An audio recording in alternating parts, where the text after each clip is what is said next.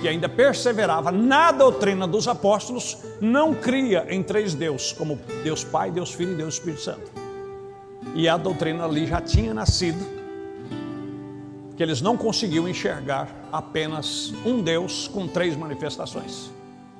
Já tinham dissimulado, já tinham propagado entre os cristãos que havia Deus Pai, Deus Filho e Deus Espírito Santo como três pessoas distintas e não como uma pessoa, sendo Pai, sendo Filho e sendo Espírito. Foi daí então que nasceu, e pegaram essas palavras de Jesus, tanto que se você for perguntar para qualquer teólogo, como eu tenho, acho que ainda tenho guardado lá, deve estar na casa do irmão Lucas, uma Bíblia que eu ganhei da minha sogra, da Edições Paulina, eles mesmos confessam, ou foi num dicionário, que qualquer pessoa que batiza, qualquer igreja que batiza em nome do Pai, do Filho e do Espírito Santo, está de acordo com o ritual da sua igreja.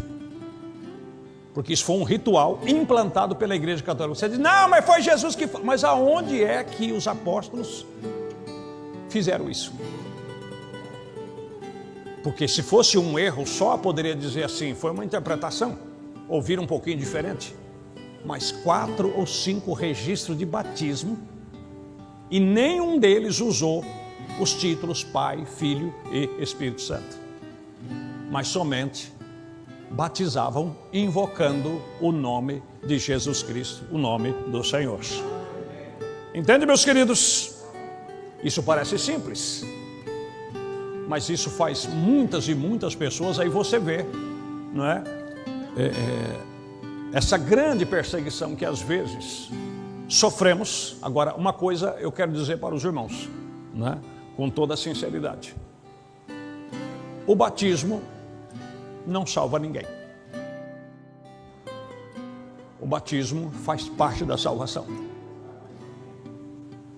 Foi aí onde entrou, porque antes que o irmão Branham fosse chamado para o ministério, já haviam igrejas pentecostais que eram unicistas, como a Pentecostal Unida dos Estados Unidos. Eles já batizavam como Atos 2:38. Só que tinham um porém: eles não tinham toda a revelação. Porque para eles, quem não batizasse, eu já vi até pastor desta mensagem dizer que quem não batiza em nome de Jesus é pecador. Compreende? E que uma pessoa só recebe o Espírito Santo depois que é batizado em nome de Jesus. Não bate. Não bate porque o próprio profeta um dia perguntou para um cidadão unicista e disse: se temos que batizar de certa forma para receber o Espírito Santo, e se não batizar de certa forma a pessoa é pecador, então Deus seria o culpado, Ele mesmo, de contradizer a sua palavra e de ter batizado com o Espírito Santo pessoas pecadoras. Porque se vocês notaram, na casa de Cornélio, Pedro só estava pregando e Deus mandou o Espírito Santo. Eles não tinham ainda passado pelas águas. Foi depois que eles passaram pelas águas, após eles terem recebido o Espírito Santo. Então isso nos quer dizer que uma pessoa que está num sistema, mesmo num sistema batizado em Pai, Filho e Espírito Santo, ele pode ter recebido o Espírito Santo. Agora, a prova de que aquilo ali é o Espírito Santo é que quando ele crescer de fé, virtude, quando chegar na ciência espiritual, porque isso é um dom e também uma das virtudes da natureza do Cordeiro, compreende?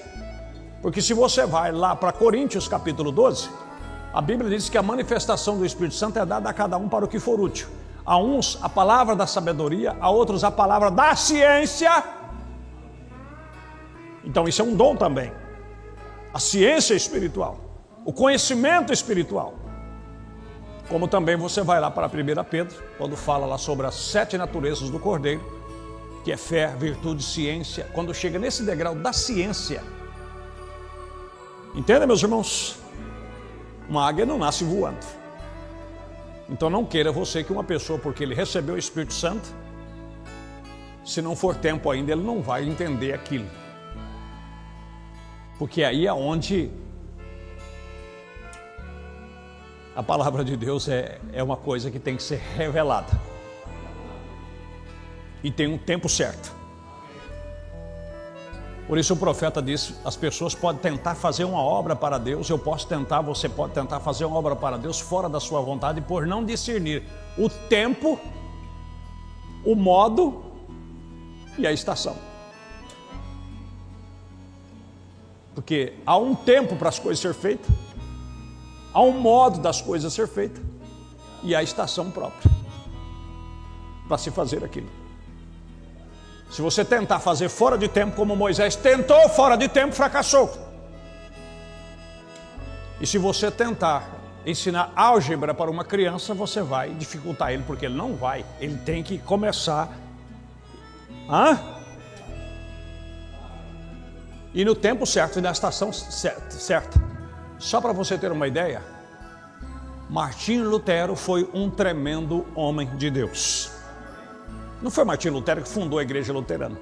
Foi depois da sua morte que organizaram uma igreja luterana. Mas Lutero não era. Ele era um teólogo que recebeu uma revelação. Que a salvação não é pagando indulgências, não é fazendo obras, mas é pela fé. Então a revelação dele foi concentrada nisso. Segundo diz os historiadores, ele tinha os 9 dons espirituais. Você já parou para pensar nisso? Ele foi um tremendo teólogo.